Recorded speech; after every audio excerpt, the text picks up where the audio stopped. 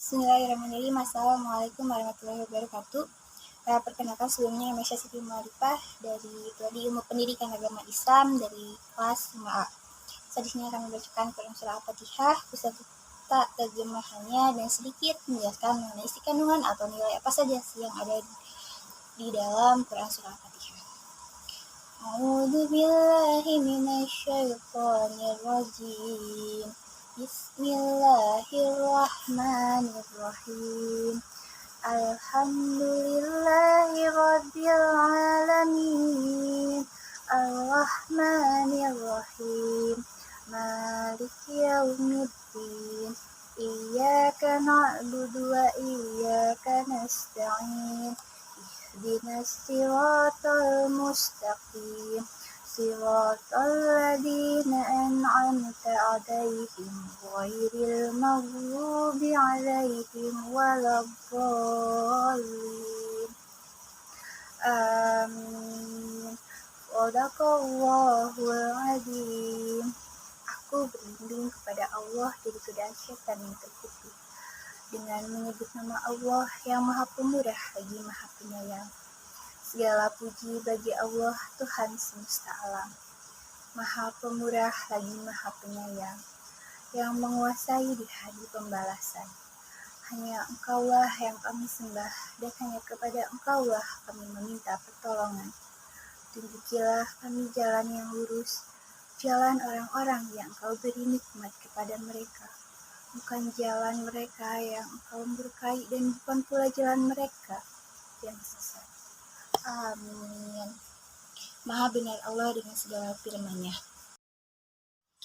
Nah, untuk mengenai isi kandungan atau nilai-nilai yang ada dalam Quran Surah Al-Fatihah, itu ada beberapa nilai.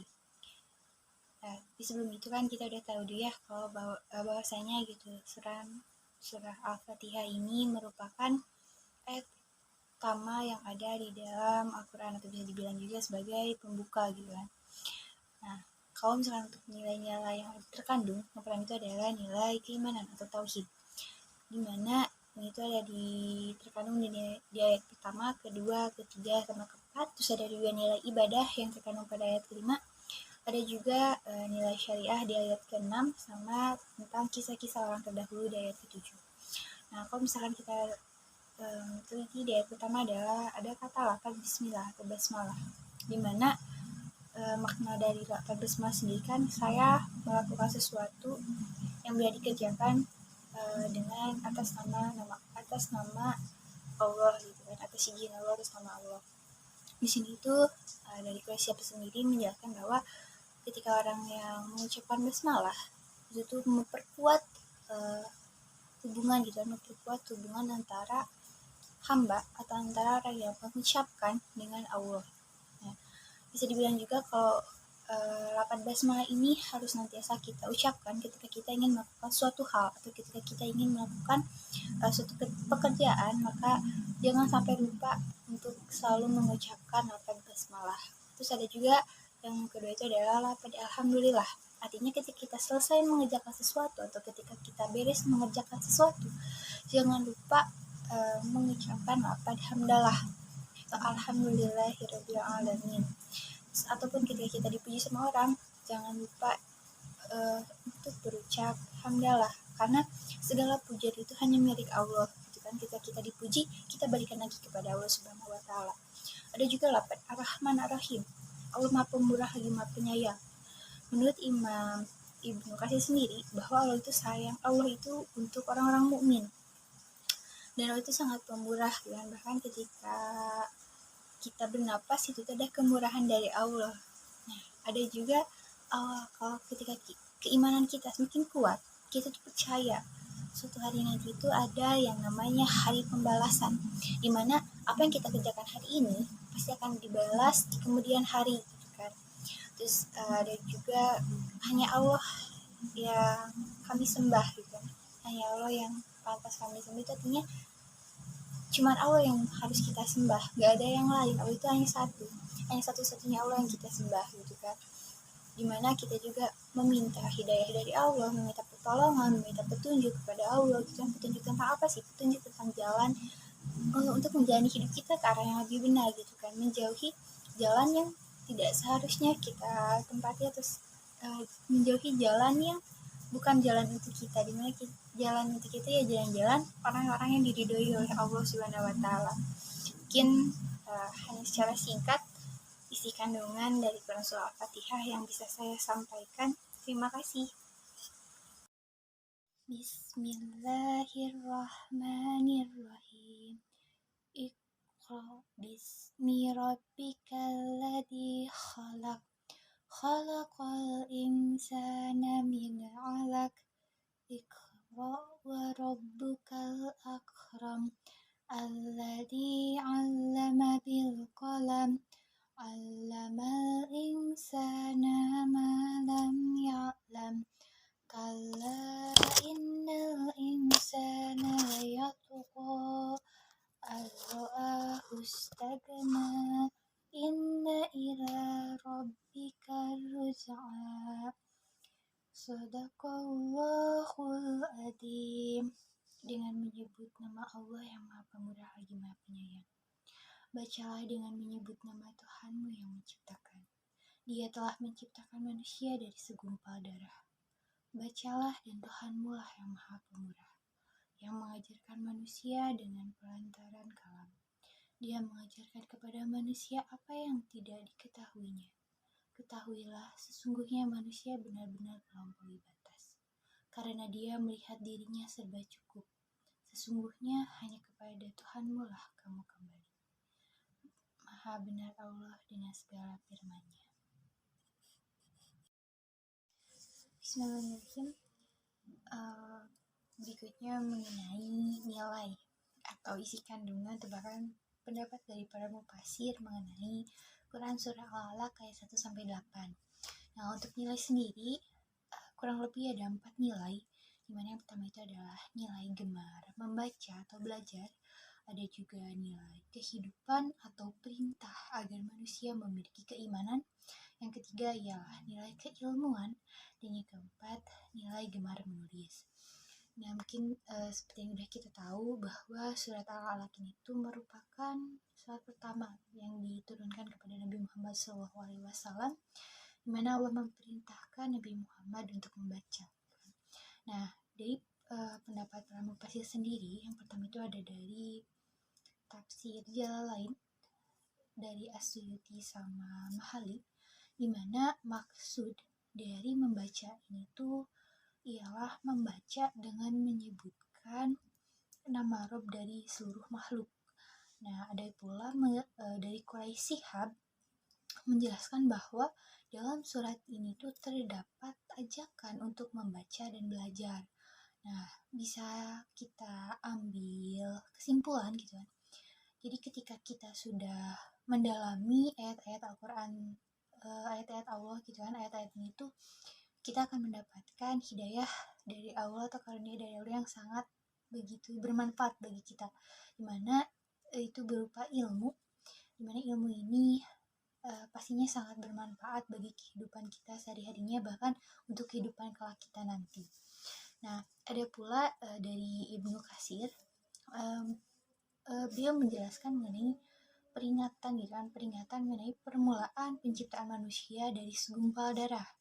Terus ada pula dari Muhammad Ali Al-Sabuni, di mana sesungguhnya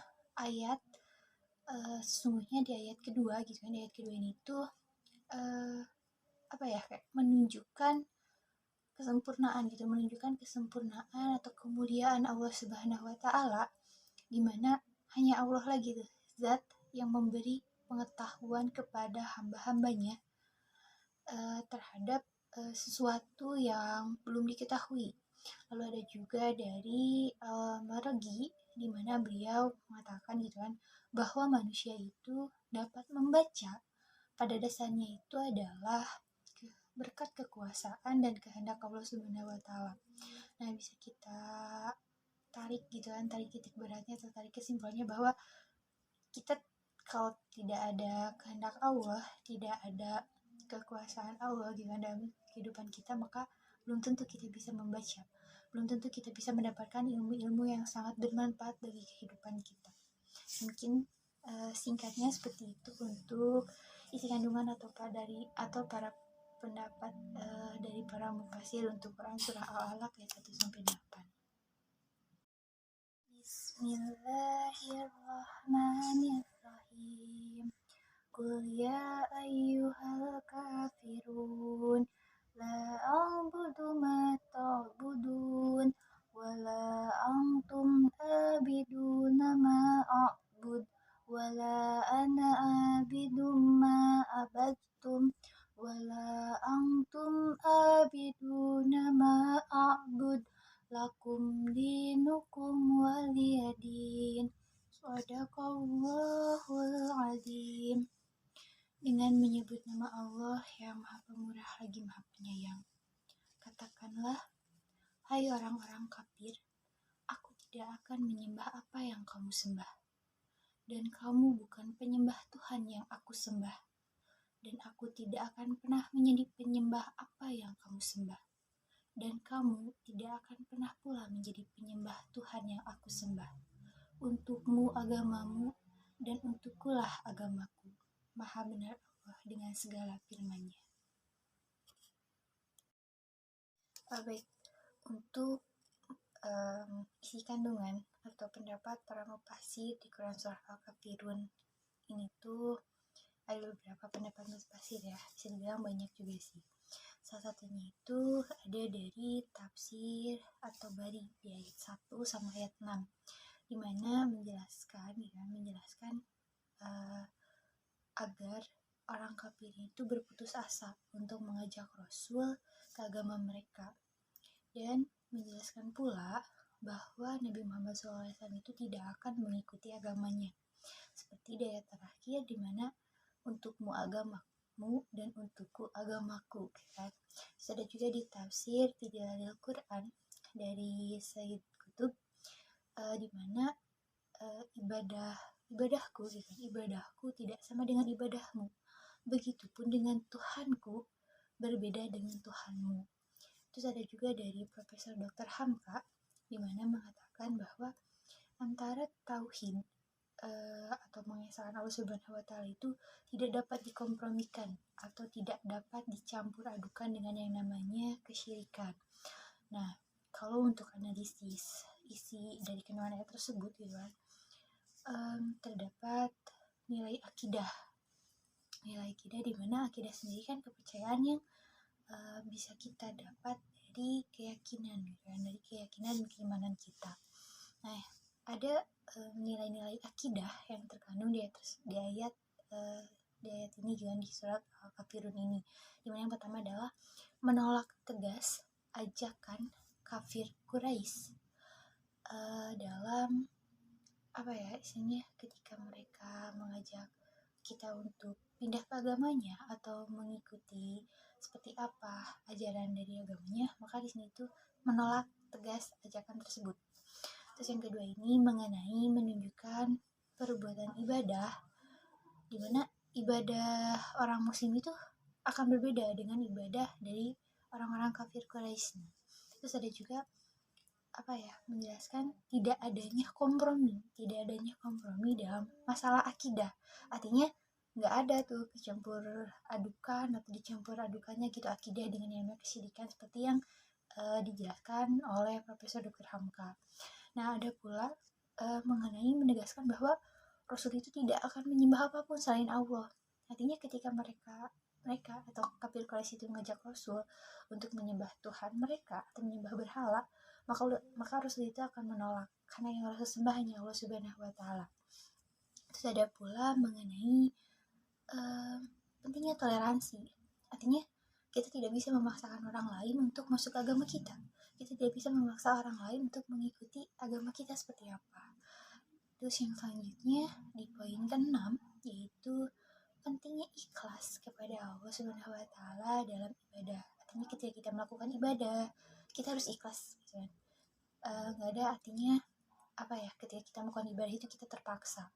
Terus yang selanjutnya adalah melepaskan diri dari kesyirikan.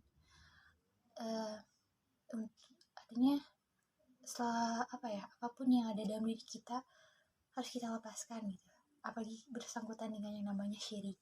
Nah yang selanjutnya di sini tuh kayak orang-orang kafir, mereka itu inginnya orang-orang muslim itu lunak. Jadi ketika orang kafir mengajak orang muslim itu, ayo ikuti agamaku, ayo masuk ke agamaku, mereka tuh berharap orang-orang muslim itu lunak. Tapi nyatanya, nah terus yang selanjutnya mengenai Allah menjaga Rasulullah SAW agar tidak jatuh kepada ibadah orang kafir. Makanya ketika Rasul diajak ayo pindah ke agamaku, di Quran surah Al-Kafirun ini ditegaskan dengan katakanlah kepada orang-orang kafir bahwa orang muslim itu tidak akan masuk ke agama mereka, orang muslim itu tidak akan menyembah Tuhan mereka karena ibadah mereka sendiri sudah berbeda gitu kan. Makanya untukmu agamamu dan untukkulah agamaku. Mungkin sekian dari penjelasan yang sudah saya sampaikan. Mohon maaf apabila masih banyak kekurangan ataupun ada kesalahan. Sekian dari saya, terima kasih. Kalaupun ada hal-hal yang kurang enakan, bisa teman-teman semua langsung di kolom chat aja ya. Terima kasih. Wassalamualaikum warahmatullahi wabarakatuh.